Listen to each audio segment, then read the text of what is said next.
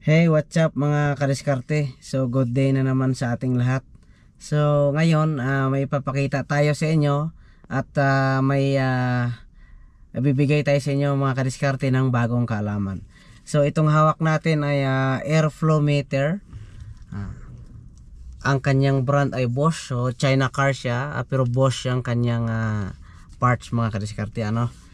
So, ang problema naman ito mga kadiskarte, kaya papalitan natin. Engine light on siya, low power, at saka namamatay yung kanyang makina mga kadiskarte, no? Biglang bumabagsak yung kanyang RPM, tapos namamatay yung kanyang makina.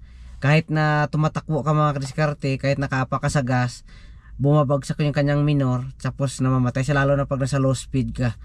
So kaya papalitan natin to. So ito nagdi-DTC naman ito, at saka yung DTC niya talagang tinutumbok niya to. So madali siyang i-diagnose kung itong may problema niya mga kadiskarte. So papalitan natin ngayon to, tapos check natin. So matagal-tagal na rin kasi in-order to. Hindi kasi na-approve ng warranty dahil mababa yung kanyang mileage, pero nasa 4 years mahigit na siya mga kadiskarte, no? Kasi yung electrical parts natin ay hindi siya ganun kahaba yung kanyang warranty. So 2021 model pa kasi ito, 2022. So 2025 na tayo ngayon, kaya hindi siya na-approve ng warranty. Kaya medyo natatagalan yung ating pag-order ng ating parts. So tara, papalitan na natin mga kadiskarte. So ito mga kadiskarte yung kanyang airflow meter. So nakakonect siya sa kanyang air filter housing. So ito siya. So ito yung babaklasin natin. So kahit hindi na natin baklasin to, so dito na lang tayo mababaklas, pwede naman. So, mas madali na pala natin matanggal to. Kasi last time tinanggal ko kasi ito eh.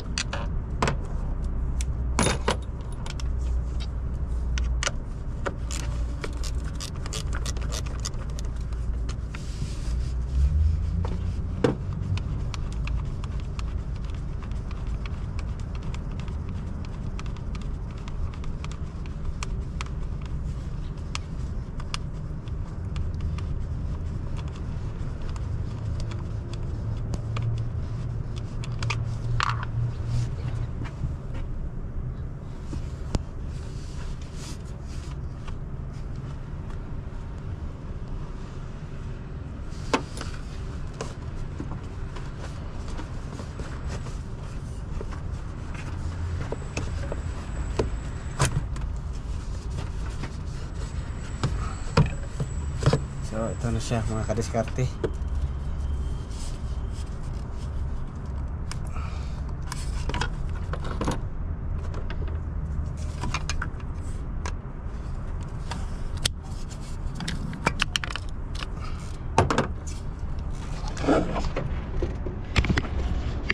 So ito na siya. Nilinisan ko na rin to, ito mga kadiskarte, pero ganun pa rin siya. Ayan, so palitan na lang natin ng bago. So yan Bosch yan mga kadiskarte.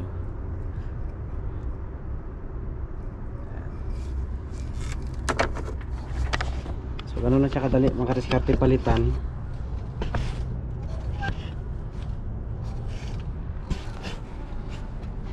Kasi nakikita.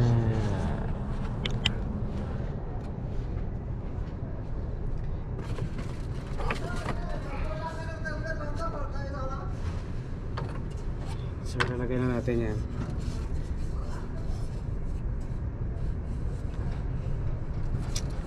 So may arrow naman yan mga kadiskarte. Yan. So yan, sundan lang natin yung arrow.